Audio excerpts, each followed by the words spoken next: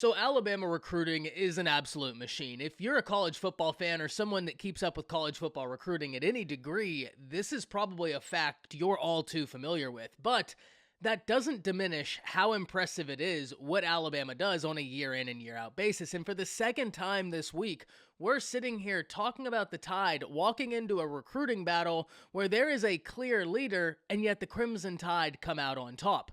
Because today, we need to talk about Alabama going into the state of Texas, pulling one of the top prospects not only in the state of Texas, but in all of high school football.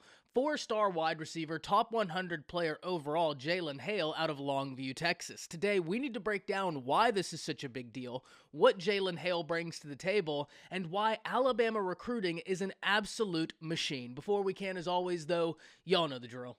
I need to hear from you. Hop down to the comments, give me a Y for yes, N for no. Are you excited that Jalen Hale chooses the Tide? And let me know what you're thinking. If you are new to the channel, be sure to subscribe. Hit that bell notification as I do constant college football content. We're on a push to 15,000 subscribers. I'd love to have you a part of this awesome community. And if you enjoyed this content, be sure to like and comment down below. Those interactions are massive for content creators such as myself in both getting picked up and maintained by the YouTube algorithm. But having said all that, let's jump right into this because we have a lot to talk about, and we're going to start with Jalen Hale because this is an impressive wide receiver.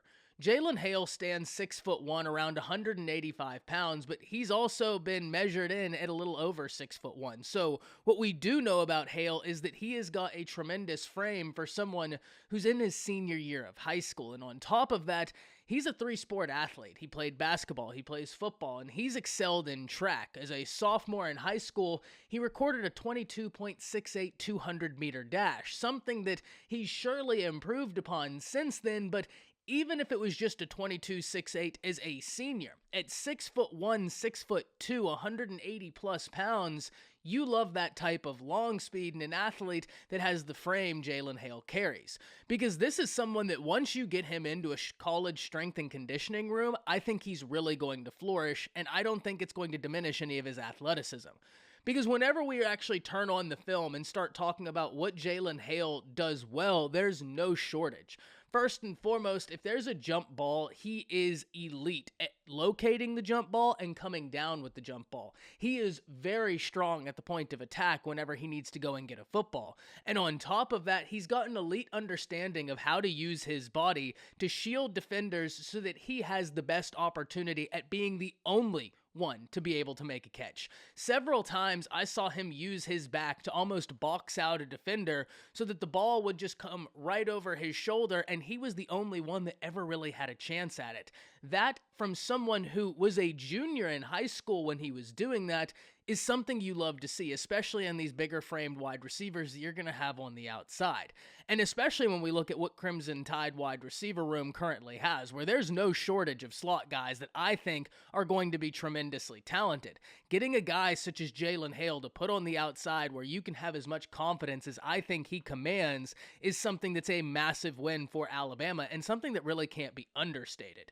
Because another thing Hale does well is he's deceptively fast and deceptively quick, and I think the reason why so many people get fooled is he's got long strides, so it doesn't look like he's running all that fast until you start to realize he's pulling away from everybody and doing it quickly. Another thing I really like about Hale's game is he's a very nuanced route runner. What I mean when I say that is especially in routes that command a double move, he's got a really interesting way of selling the double move, and it's really effective.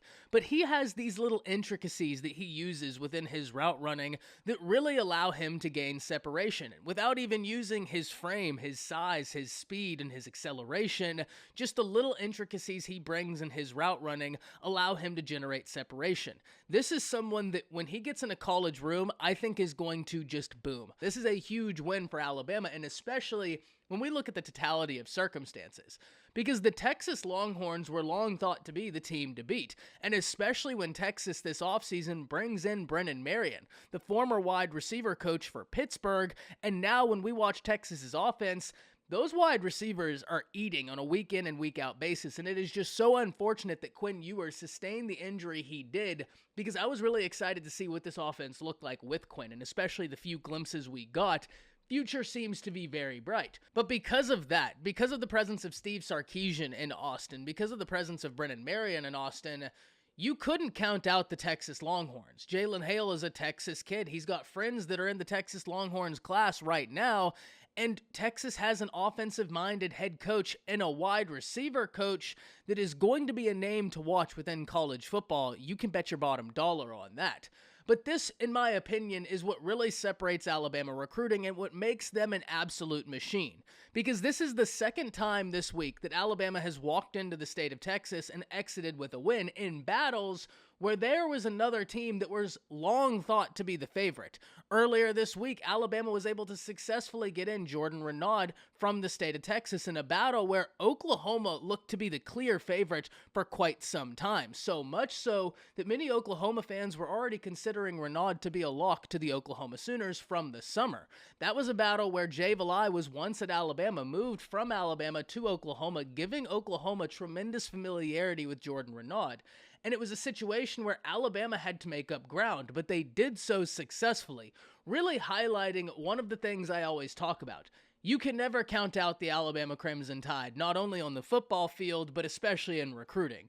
Because when Nick Saban walks into your living room and sits down and offers you this pitch, it's tremendously hard to say no to, especially when you look at the rate of development Alabama yields. And 24/7 Sports not long ago did a really interesting article where they isolated stars and just simply looked at rate of development. And what they found was that no matter the star ranking, Alabama develops at an unprecedented rate. And they are quite successful at sending guys to the first round of the NFL draft, to the second round of the NFL draft, the third round, what have you. They are tremendous at getting guys in, developing them, and sending them to the NFL, and especially when we look at the wide receiver position.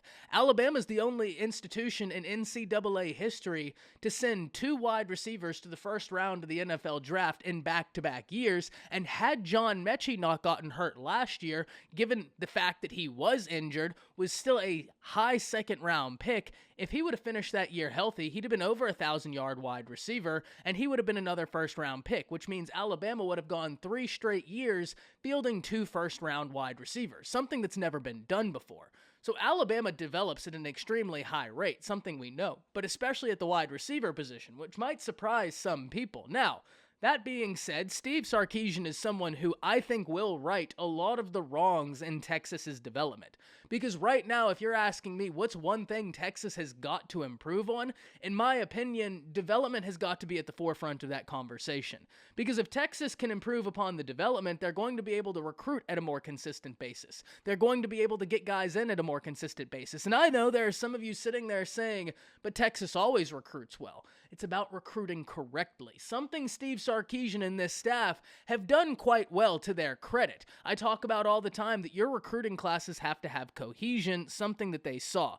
The reason why I bring you all of this is because, in my opinion, it highlights how impressive what it is Alabama was able to do.